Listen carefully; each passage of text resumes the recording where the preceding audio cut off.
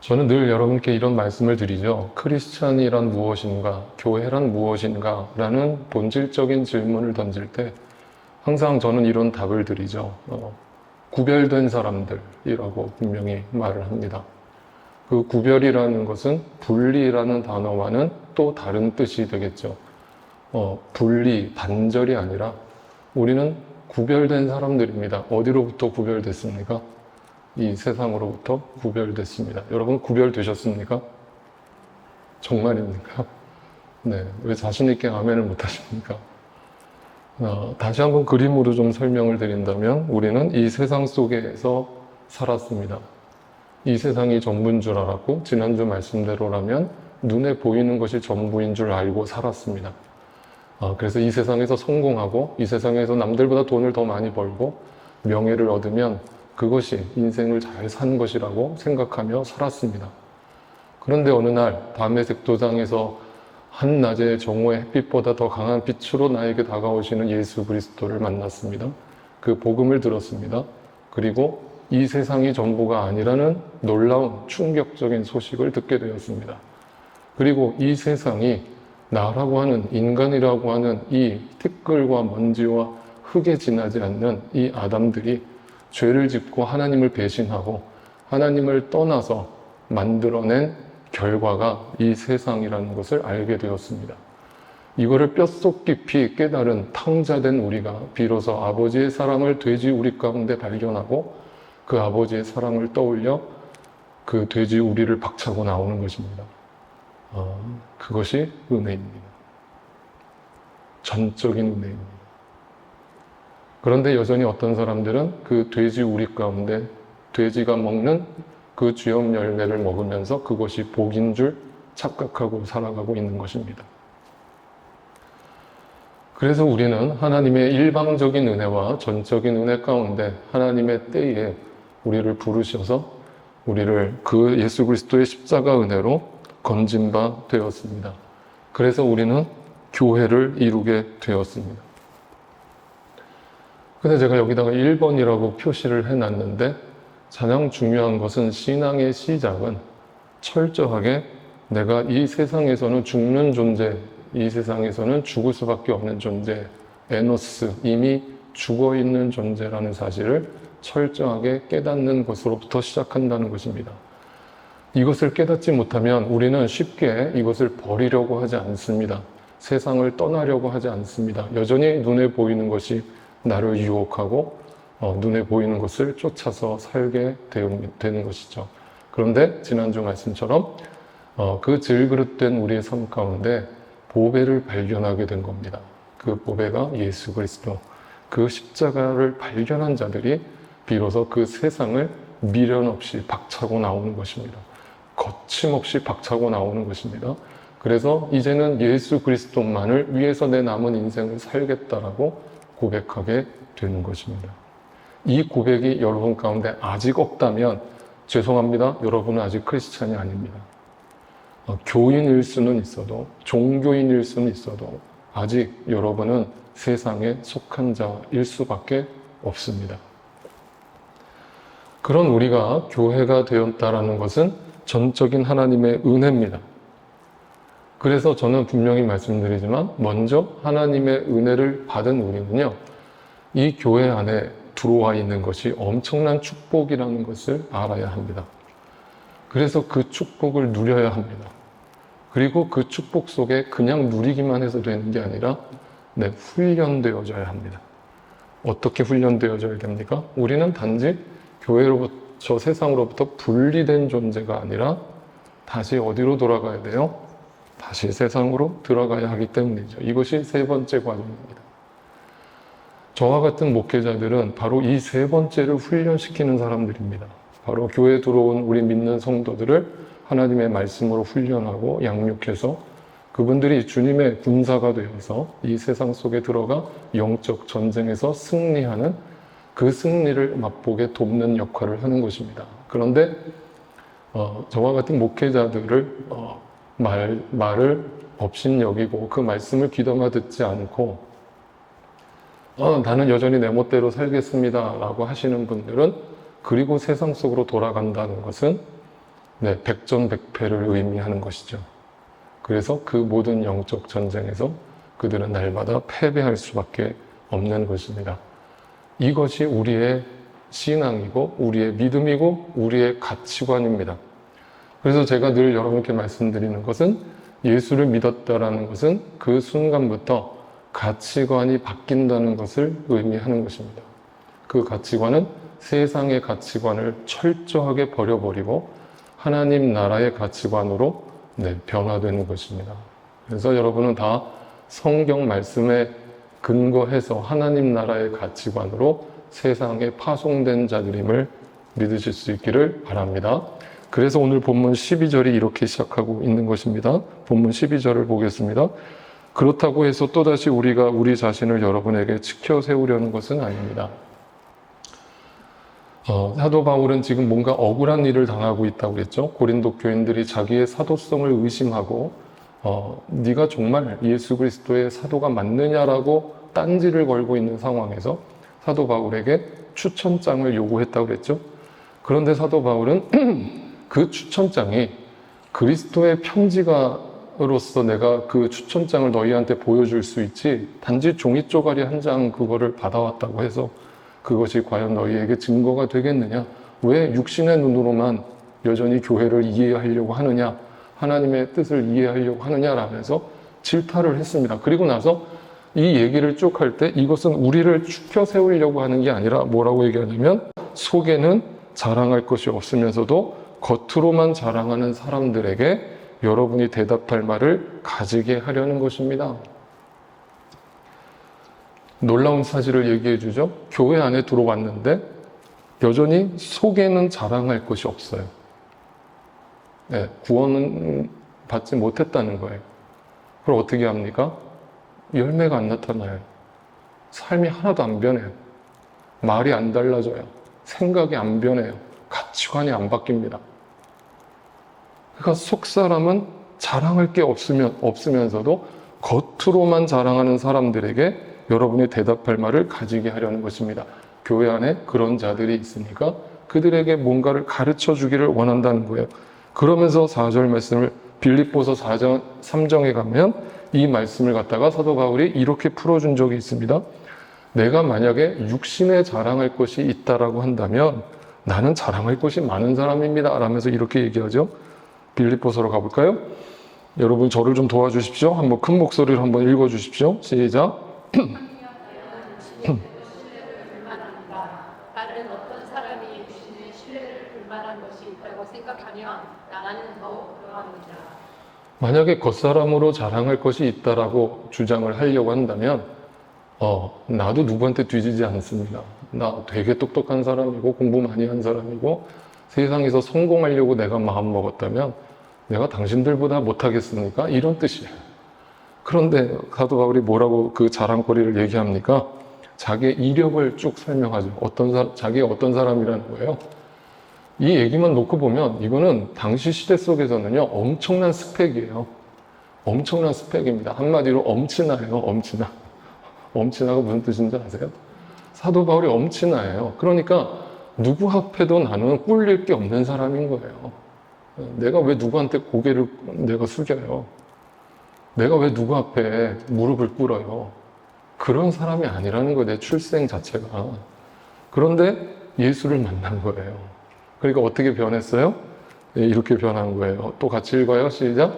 그러나 나는 내게 유언한 것은 무엇이든지 그리스도 때문에 해로운 것으로 여기게 되었습니다. 그럼 해로운 것으로 여기세요?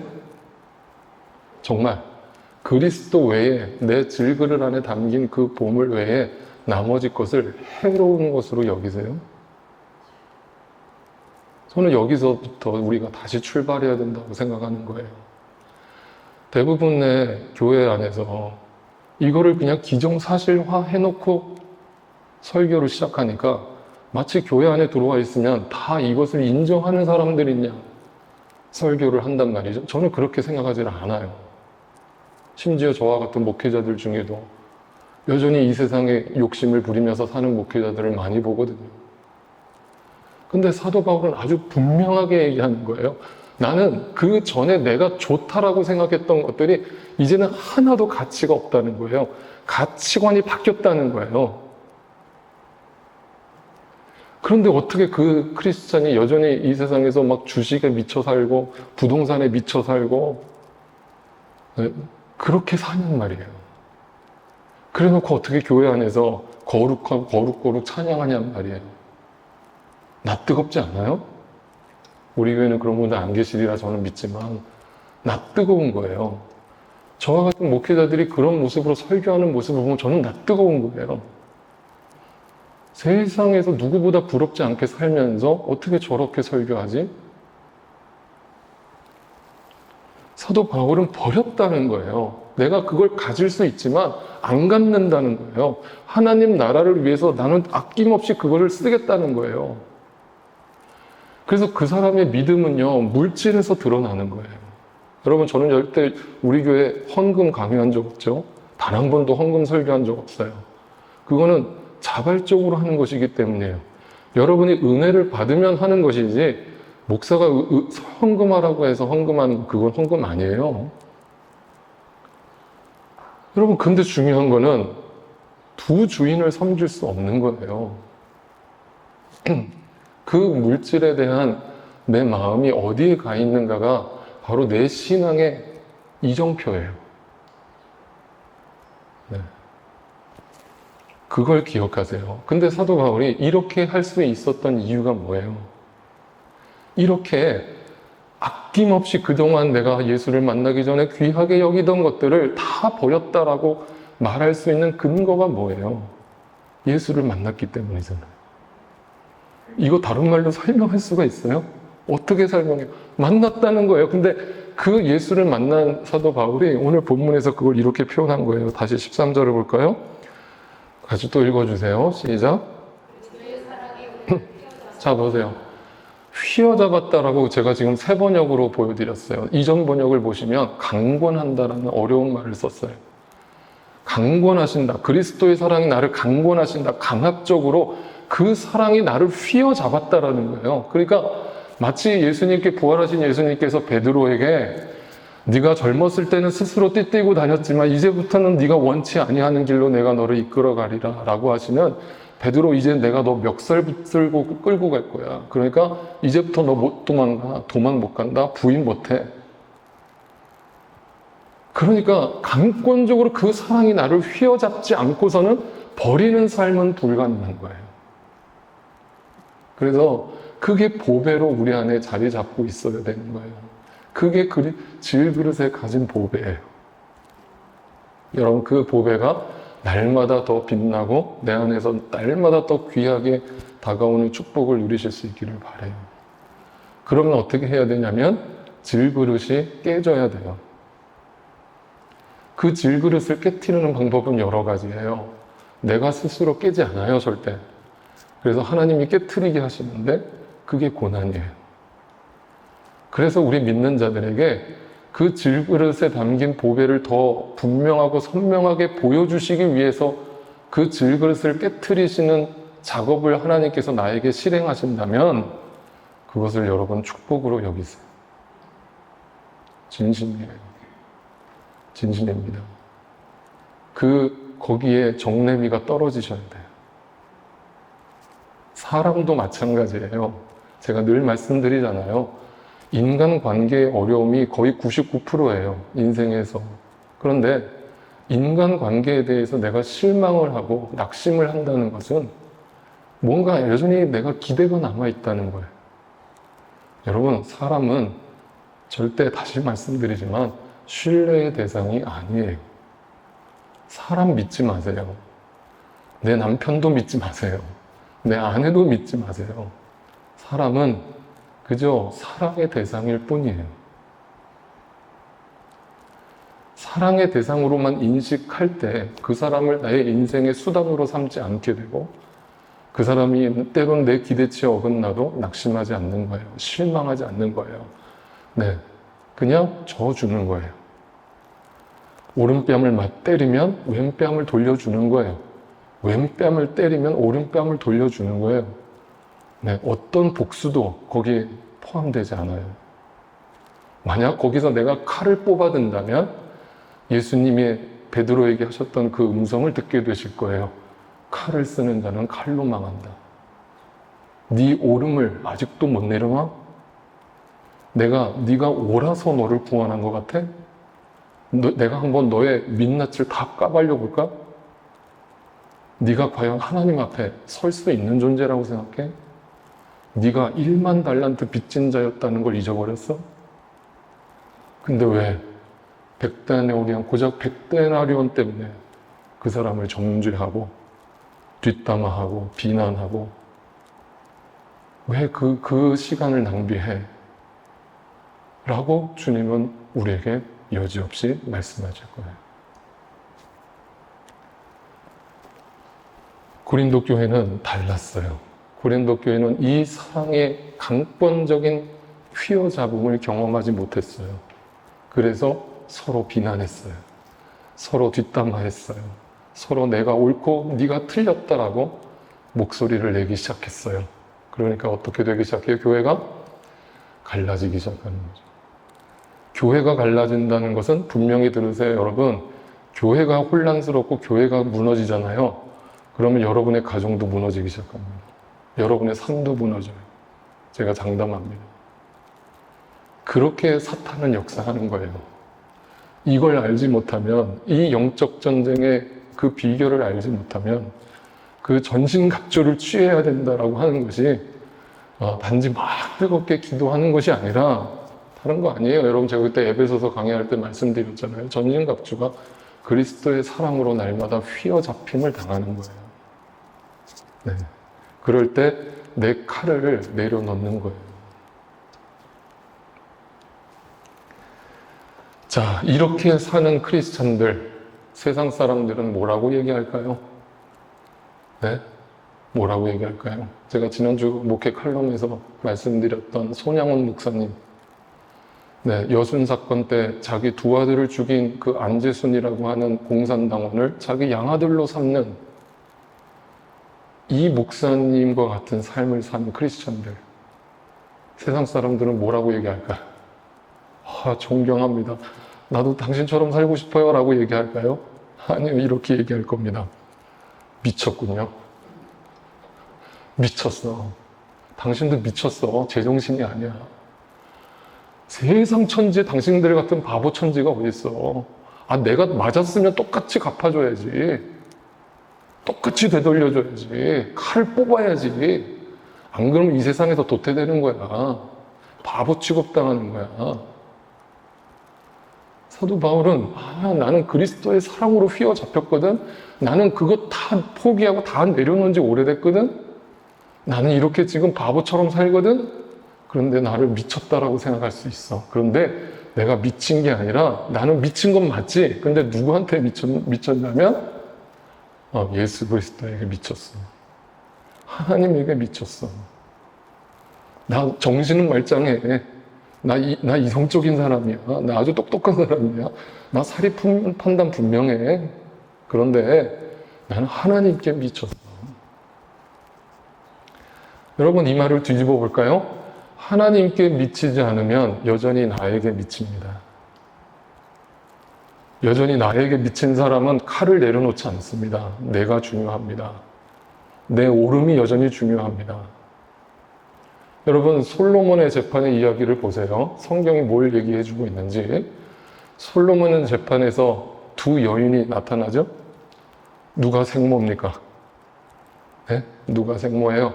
생모가 뭐라고 얘기합니까? 솔로몬이 하나님의 지혜로 너희가 둘 다 생모라고 주장을 한다면 좋다. 공평하게 내가 반반 나눠줄게. 야, 이 아이를 당장 반으로 쪼개라. 그랬을 때 그 생모의 대답이 뭡니까? 왕이시여, 제발 그 짓을 하지 말아 주십시오. 제발 부탁합니다. 차라리 저 아이를 저 여인에게 주세요. 내가 생모가 아니에요. 내가 거짓말을 했습니다. 내가 죽을 죄를 졌어요.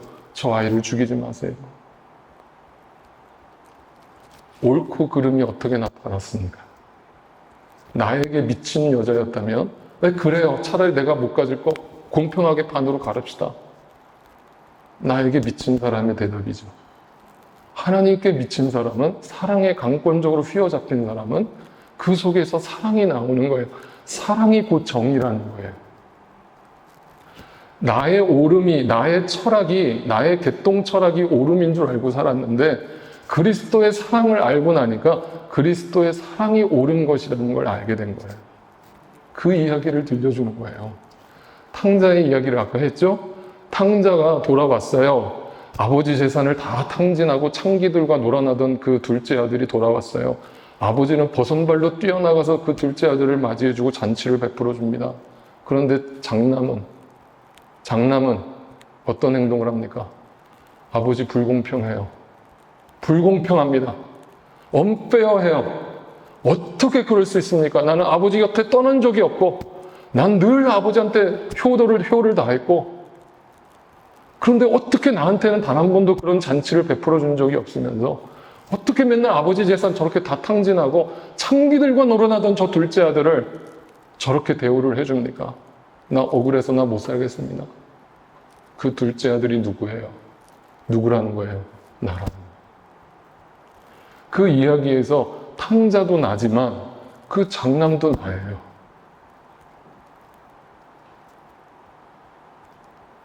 여전히 칼을 들고 있는 거예요. 그리스도의 강권적인 은혜를 입지 못한 거예요. 그래서 미치지 않은 거예요. 하나님께 미쳐야만 그게 가능하거든요. 근데 여전히 나에게 미친 사람은 그게 안 되는 거예요. 절대 안 됩니다. 제가 장담합니다. 사랑합시다, 노력한다고 되지 않아요. 그건 작심삼일입니다. 그리스도의 강권적인 사랑이 내 마음을 휘어잡아야만 비로소 그 칼을 내려놓게 됩니다. 그래서 사도 바울은 그 미친다는 것을 이렇게 얘기합니다. 15절입니다. 그런데 그리스도께서 모든 사람을 위하여 죽으시는 것은 이제부터는 살아있는 사람들이 자기 자신들을 위하여 살아가도록 하려는 것이 아니라, 이 말은 제가 조금 전에 말씀드린 여전히 자기에게 미친 삶으로 살아가는 것이 아니라 예수 그리스도에게 미친 사람으로 살게 하려 함이라. 그래서 예수님이 우리를 위해서 죽으셨다. 그것을 먼저 보여주셨다. 너희도 나를 따르라. 너희도 이렇게 살아라. 그러면 천국에서 내가 너희를 잘했다 충성된 종아, 네가 주인의 뜻에 순종했으니 주인의 베푸는 그 잔치에 참여하라고 너희를 기쁨으로 맞이해 줄 것이다. 거지 나사로가 천국에 들어가는 놀라운 광경을, 대반전 드라마를 보게 될 것이다. 이 세상에서는 거지 나사로의 이름을 기억하지 않고 부자의 이름을 기억하지만 성경에는 부자의 이름은 기록되어 있지 않고 거지 나사로의 이름이 기록되어 있다라고 하는 충격적인 대반전 드라마를 보게 될 것이다. 그분을 위하여 살아가도록 하려는 것이다.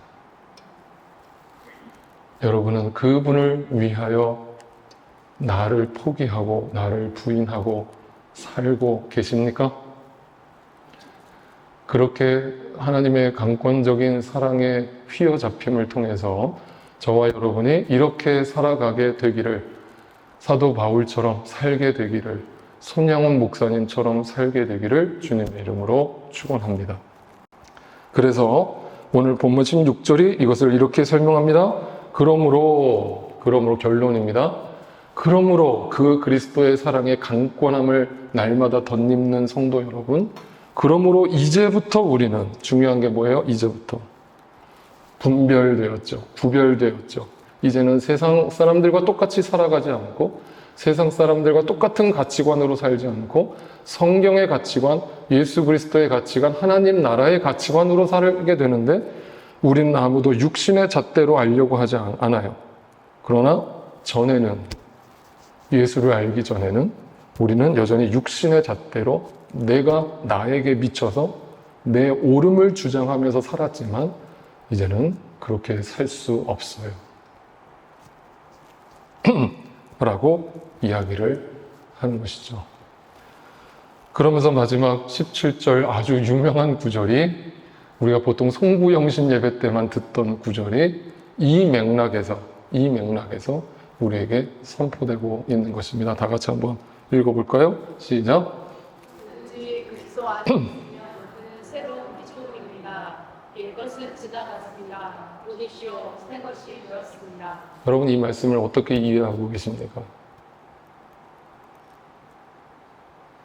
여기서 중요한 단어는요, 피조물이라고 하는 단어예요. 왜 그냥 새로운 사람이 되었다 이렇게 말하지 않고 사도 바울은 피조물이라는 단어를 썼을까요? 피조물이 있다라는 것은 누가 있다는 뜻이죠? 창조주가 있다는 뜻이에요.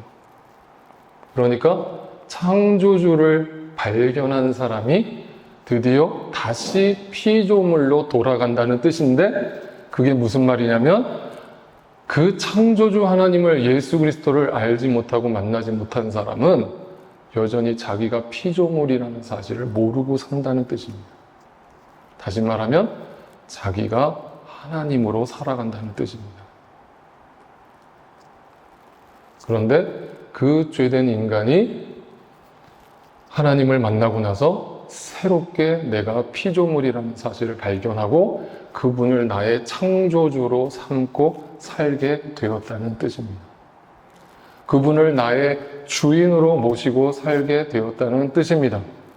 그런데 그 주인이라는 것은 입으로만 떠드는 주인이 아니라 나더러 주여 주여 하는 자마다 천국에 들어가는 것이 절대 아니라, 두 주인을 섬기는 사람은 절대 아니라 뭔가를 버려야 하는 사람, 뭔가를 버린 사람, 나를 버린 사람, 내가 그동안 이루었던 것들을 버린 사람, 나에게 좋은 것들을 버린 사람, 오직 주님만을 나의 창조주로 삼고 그분의 뜻을 내 삶 속에 실현하기 위해서 내 남은 인생, 나의 건강과 나의 시간과 나의 물질을 아낌없이 투자하며 쓰면서 사는 사람,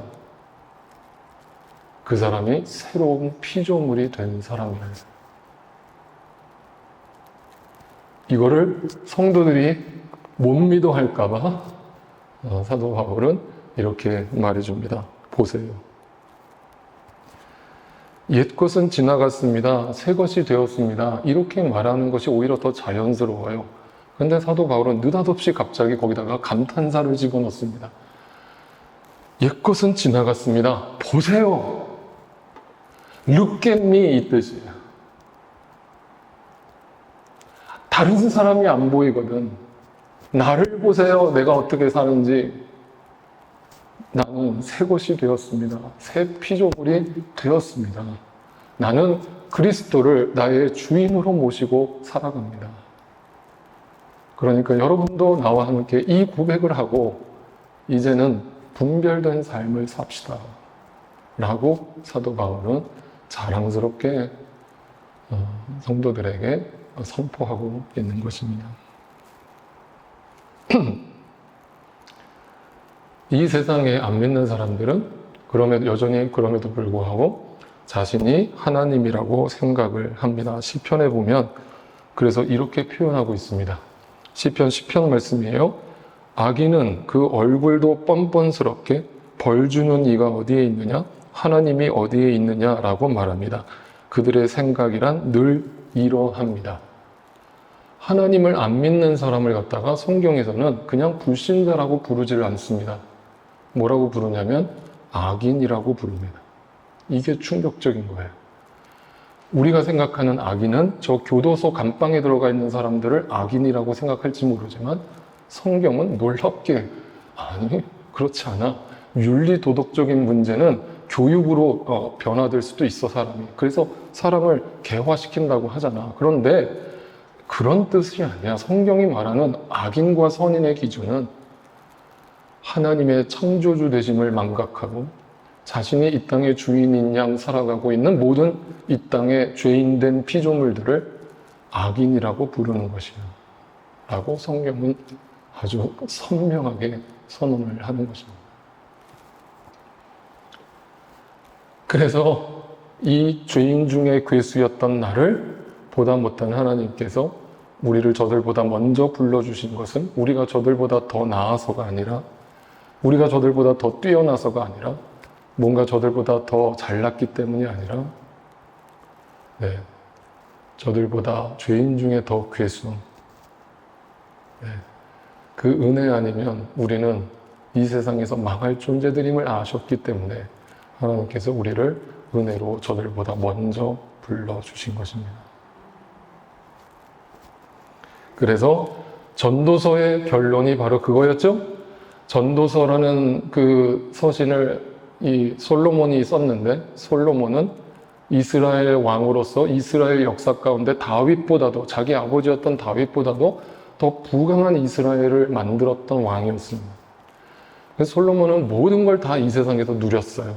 부와 명예와 모든 권력과 자기가 얻고 싶은 걸 다 얻으면서 살았어요.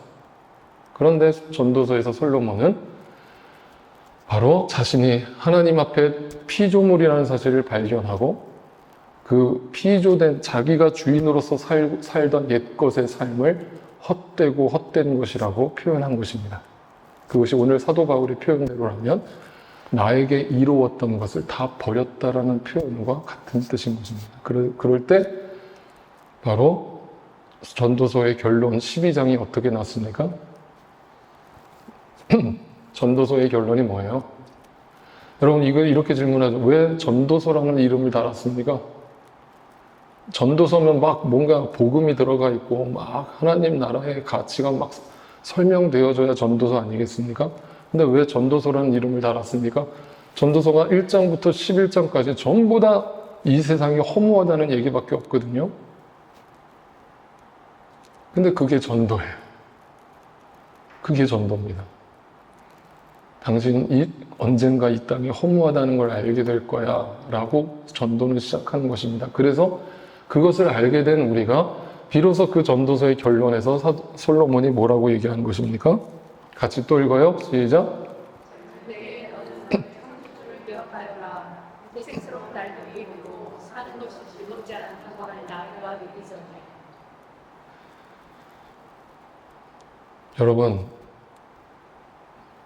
여러분 정말 진심으로 다시 한번 여러분께 말씀드립니다. 여기서 말하는 젊은 날이라는 것은 청년을 말하는 게 아닙니다. 하나님이 주어진 그 시간을 내가 영원할 거라고 판단하고 살아가는 어리석은 사람을 뜻합니다. 그래서 너의 시간이 유한하다는 것을 알지 못하고 살아가는 너 어리석은 사람아, 너의 창조주를 기억하라. 그리고 그분 앞에서 새로운 피조물로 재발견되라는 것입니다.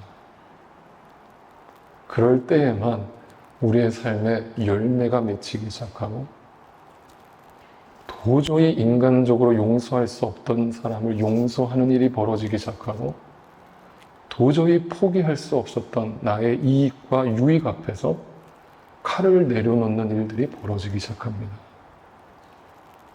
이것을 우리는 날마다 강권적으로 덧입지 않고서는 살아갈 수 없습니다. 날마다 패배할 수밖에 없습니다. 이 은혜가 우리의 삶 가운데 날마다 확인되고 충만하게 각인되고 새겨지기를 주님의 이름으로 축복합니다. 다 자리에서 일어나셔서 함께 찬양 드리겠습니다.